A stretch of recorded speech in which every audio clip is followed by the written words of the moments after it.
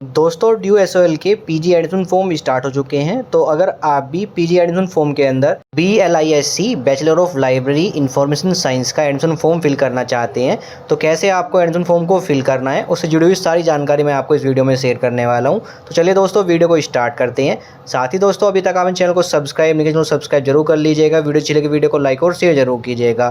तो देखिए दोस्तों एडमिशन फॉर्म फिल करने के सबसे पहले हमें एसओएल ड्यू की मेन वेबसाइट पर जाना है। वेबसाइट पर जाए देखिए टॉप में आपको मिलता है यूजी पीजी MBA एडमिशन का ऑप्शन मिल जाएगा। साथ में स्क्रॉल करते मिलता है एडमिशन शेड्यूल 2024 जहाँ पे आपको यूजी पीजी के एडमिशन फॉर्म हमारे स्टार्ट हो चुके हैं 3 जून से।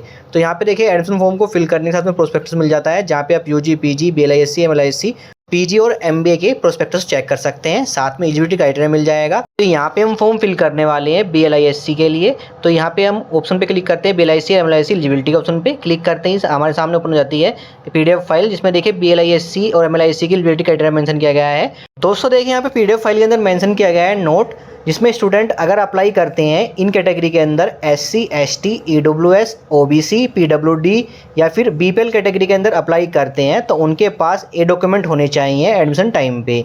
जो कि पहला डॉक्यूमेंट मांगा गया है सेल्फ अटेस्टेड होना चाहिए आपकी जो कैटेगरी के लिए आपने अप्लाई किया, चाहे SC ST जो भी कैटेगरी आपकी है उसका एक कास्ट सर्टिफिकेट होता है वो आपके पास होना चाहिए। उसकी आपको डली साइन कॉपी आपके पास होना चाहिए।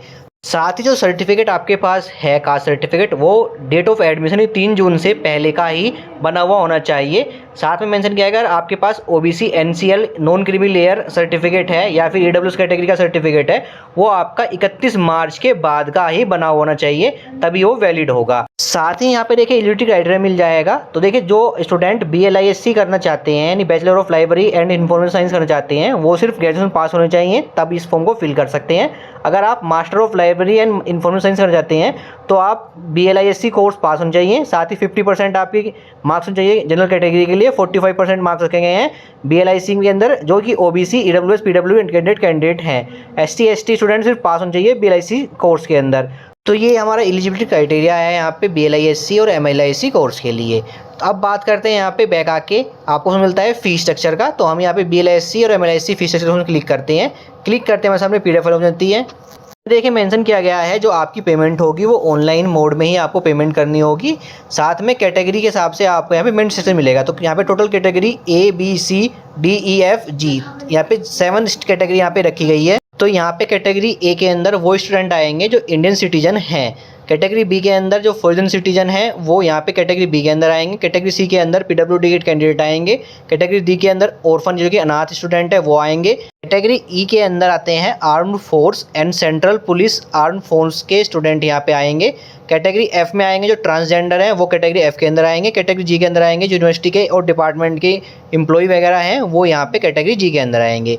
तो आप किस कैटेगरी से बिलोंग करते हैं वो आप चेक कर लीजिएगा, उस हिसाब से आपको फीस स्ट्रक्चर मिलेगा। कैटेगरी A के अंदर जो आपको फ़ी पे करनी है वो पे करनी है 9670 रुपीज़ आपको पे करनी है। अगर बात करते हैं स्टडी मटेरियल आप सॉफ्ट कॉपी में चाहते हैं तो आपको 400 रुपये लेस हो जाएंगे। तो आपकी फ़ीस बनेगी 9270 रुपीज़। अगर आप सॉफ्ट कॉपी में नहीं चाहते हार्ड कॉपी में स्टडी मटेरियल रिसीव करना चाहते हैं टोटल पे करना होगा आपको 1 ईयर के लिए 9670 रुपीज़ जिसमें आपकी एग्जामिनेशन फ़ी भी साथ में इंक्लूड रहेगी। तो ये हमारा फीस स्ट्रक्चर रखा गया है BLISC कोर्स के लिए। तो फीस स्ट्रक्चर आप चेक कर सकते हैं। साथ ही यहाँ पे हेल्प डेस्क का ऑप्शन मिल जाता है जिसमें देखिए आपको हेल्प डेस्क नंबर मिल जाएंगे डिफरेंट प्रोग्राम के लिए।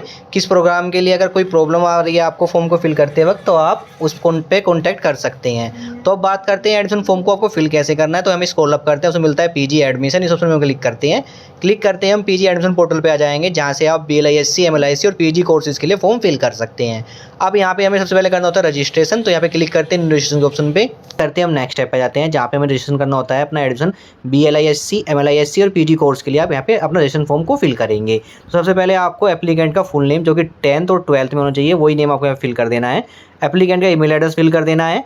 साथ में रीएंटर करना है एप्लीकेंट का ईमेल एड्रेस जो कि वर्किंग होना चाहिए। साथ ही पासवर्ड फिल कर लेना है 6 कैरेक्टर का आपको एक पासवर्ड क्रिएट कर लेना है अपने यहाँ पे। रीएंटर कर लेना है आपको पासवर्ड अपना। इसके बाद मोबाइल नंबर फिल करना है जो कि वर्किंग होना चाहिए। रीएंटर कर लेना है मोबाइल नंबर। इसके बाद राइट कैप्चा फिल करना है और फिर रजिस्टर के ऑप्शन में क्लिक करना है।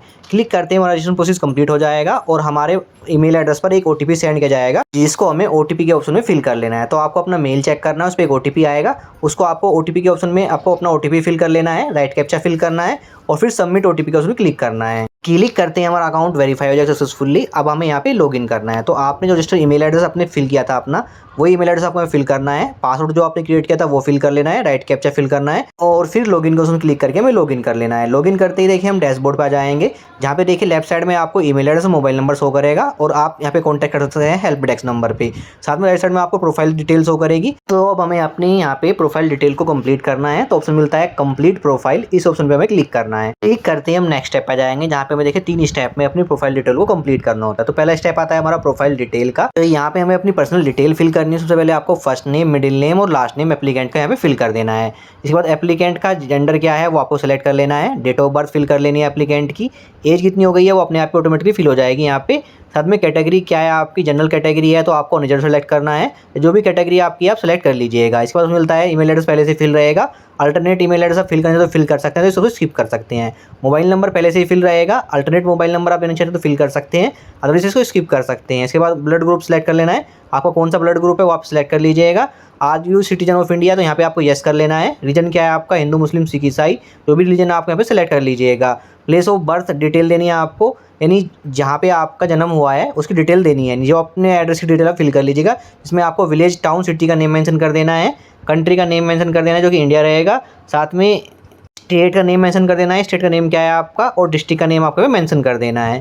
साथ में बोलता है फैमिली डिटेल देनी, इसमें आपको मदर्स का नेम फिल करना है, फादर्स का नेम फिल करना है, गार्जियंस का नेम देना चाहते दे सकते हैं जो कि ऑप्शनल है। साथ ही ऑप्शन मिलता है इमरजेंसी कॉन्टैक्ट नंबर, इसमें आपको पेरेंट्स के नंबर यहाँ फिल कर देना है। इसके बाद ऑप्शन देखने को मिलता है अगर आपने यूनिवर्सिटी ऑफ दिल्ली रजिस्ट्रेशन पहले आपने किया हुआ है, दिल्ली यूनिवर्सिटी से पहले आपने कोई कोर्स किया हुआ है तो आपको यहाँ पे येस करना है, अदरवाइज यहाँ पे नो रखना है। अगर आप यहाँ पे येस करते हैं यानी आपने ग्रेजुएशन भी दिल्ली यूनिवर्सिटी से की है तो येस कीजिए और उसकी डिटेल आपको यहाँ पे फिल कर देनी है। तो इस ऑप्शन को हम यहाँ पे यस करते हैं। यस करने के बाद देखिए ऑप्शन मिलता है आपको यहाँ पे अपना रजिस्ट्रेशन नंबर मेंशन कर देना है। साथ में आपने किस डिपार्टमेंट से या फिर एफिलिएटेड कॉलेज से अपना अपना प्रोग्राम किया है उसका नेम मेंशन कर देना है।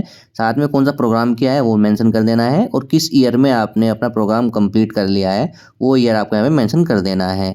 तो यहाँ पे आपको अपनी डिटेल मेंशन कर देनी है। इसके बाद मिलता है अदर कैटेगरी कोटा, जिसमें देखिए पहले ऑप्शन देखने को मिलता है अगर आप पीडब्ल्यूडी कैंडिडेट है तो आपको अपना यहाँ पे ऑप्शन सेलेक्ट कर लेना है, अदरवाइज नो डब्ल्यू सेलेक्ट कर लेना है। इसके बाद ऑप्शन मिलता है ऑर्फन स्टूडेंट है तो यस कीजिए तो नो कर लीजिए। डिफेंस पर्सनल है तो यहाँ पे यस कीजिए तो नो कर लीजिए।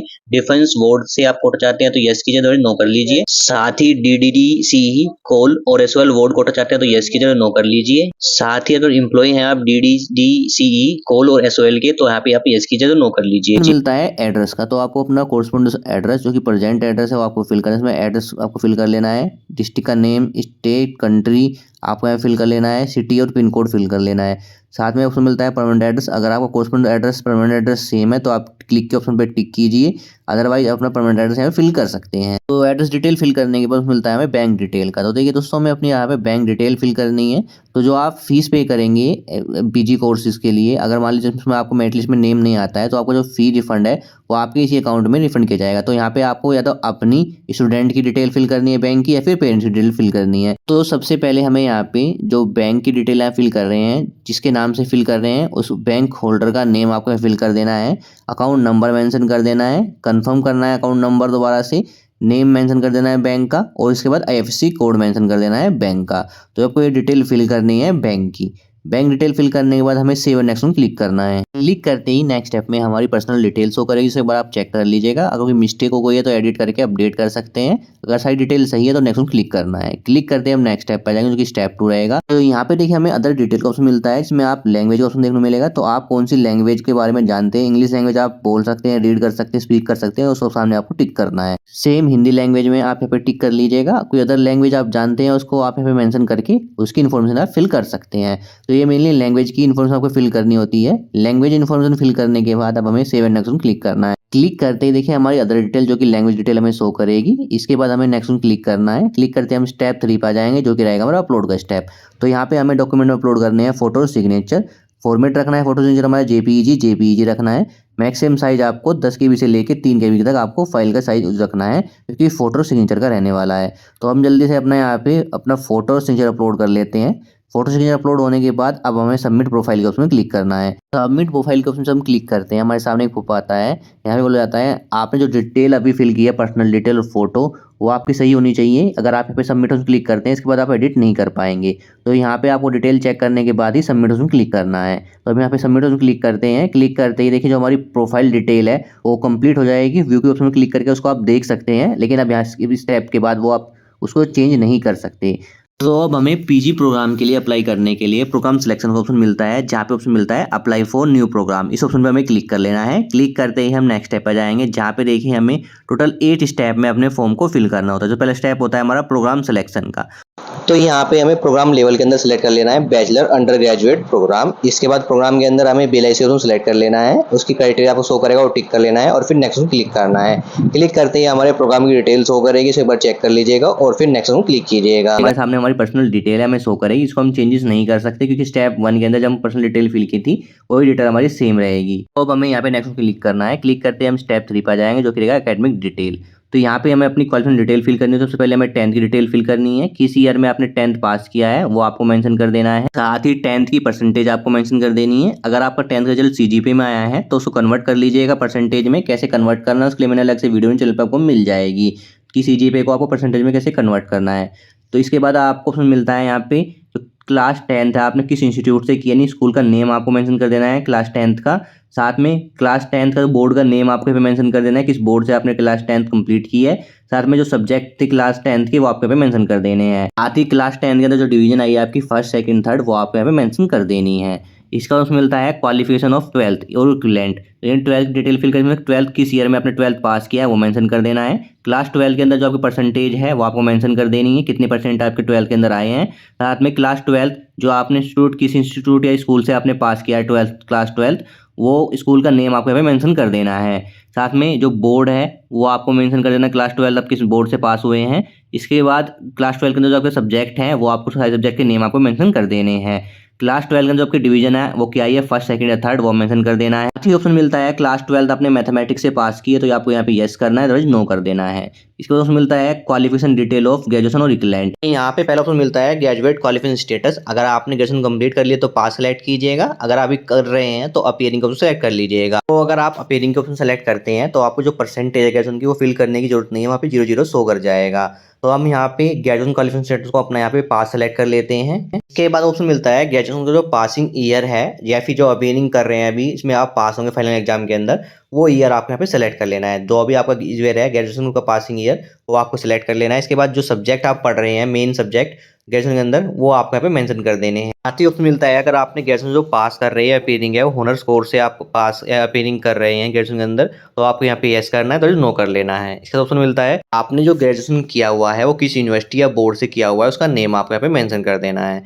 तो आपने यहाँ पे अपना ग्रेजुएशन SOL से किया हुआ है या फिर कोई अदर बोर्ड से किया हुआ है ऑप्शन सेलेक्ट कर लीजिएगा। अगर आप school of open learning select करते हैं तो आपको यहाँ पे अपनी डिटेल फिल कर लेनी है। अदर सेलेक्ट करते हैं तो अपना जो यूनिवर्सिटी का नेम है वो आपको यहाँ पे मेंशन कर देना है। तो अपने हिसाब से आप अपना ग्रेजुएशन यूनिवर्सिटी का नेम आपको मेंशन कर लेना है।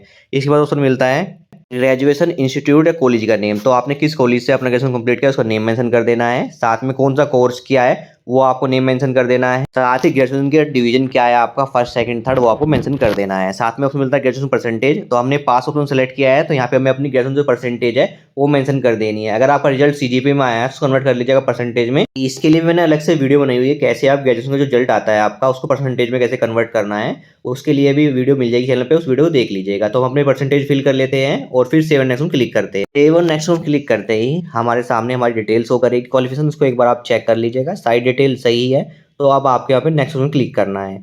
क्लिक करते ही हम स्टेप 4 पे आ जाएंगे। अदर डिटेल रहेगा इसे एक बार देख लीजिएगा, इसके बाद नेक्स्ट ऑप्शन क्लिक कीजिएगा। क्लिक करते ही हम स्टेप 5 पे आ जाएंगे जो कि रहेगा हमारा अपलोड का स्टेप, जहाँ पे देखिए हमने फोटो सिग्नेचर हमारे पहले ही अपलोड हो चुके हैं। अब हमें अपने यहाँ पे क्लास 10 12th और ग्रेजुएशन की यहाँ पे मार्कशीट अपलोड करनी होती है। तो अगर आपका ग्रेजुएशन का भी मार्कशीट आपके पास नहीं आई है तो फाइनल ईयर का जो रिजल्ट होता है आपका वो आप यहाँ पे अपलोड कर सकते हैं। तो हम यहाँ पे क्लास 10 12th और ग्रेजुएशन की मार्कशीट अपलोड करेंगे। इसमें देखिए फॉर्मेट हमारा JPEG और PDF रहेगा। मैक्सिमम साइज आपको 10 KB से लेकर 3 MB तक फाइल यहाँ पे अपलोड कर सकते हैं। यहाँ पे आप अपने डॉक्यूमेंट अपलोड कर लीजिएगा। डॉक्यूमेंट अपलोड होने के बाद हमें प्रीव्यू के ऑप्शन पे क्लिक करना है। क्लिक करने के बाद प्रीव्यू के ऑप्शन में हमारी जो डिटेल है सारी वो शो कर जाएगी। तो 1 by 1 करके आपको अपनी सारी डिटेल चेक कर लेनी। डिटेल चेक करने के बाद हमें स्क्रॉल करना है और ऑप्शन देखो मिलता है हमें यहाँ पे प्रीवियस, यानी आप प्रीवियस जाके अपनी डिटेल चेक कर सकते हैं। अदरवाइज आपकी सारी डिटेल सही है तो ऑप्शन देखो मिलता है हमें यहाँ पे पे फी का। तो हमें यहाँ पे क्लिक करना है पे फी के ऑप्शन पे। पे फी के ऑप्शन क्लिक करते ही हम स्टेप 7 पे आ जाएंगे, जो रहेगा हमारा पेमेंट का स्टेप। तो यहाँ पे हम BLISC के लिए फॉर्म फिल कर रहे हैं। तो देखिए यहाँ पे जो फी मिल रही है हमें 9670 रुपीज़ हमें पे करनी है। तो यहाँ पे हमें पेमेंट करने के लिए सबसे पहले वेरीफाई कर लेना डिटेल अपनी 1 बाय 1 करके हमें चेक बॉक्स में क्लिक कर लेना है। क्लिक करने के बाद स्क्रॉल करते हैं तो हमें मिलता है पेमेंट का। तो यहाँ पे देखिए हमें 3 गेटवे मिल रहे हैं पेमेंट के लिए।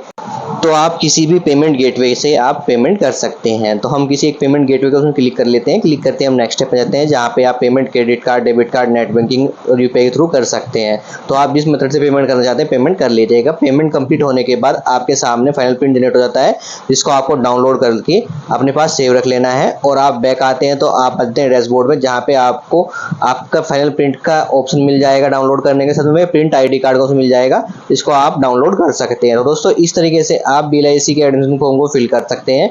कैसे आपको फॉर्म को फिल करना है, कैसे एडमिशन फॉर्म को फिल करने के बाद फाइनल प्रिंट डाउनलोड करना है, वो सारी जानकारी मैंने आपको इस वीडियो में शेयर कर दिया। Thank you.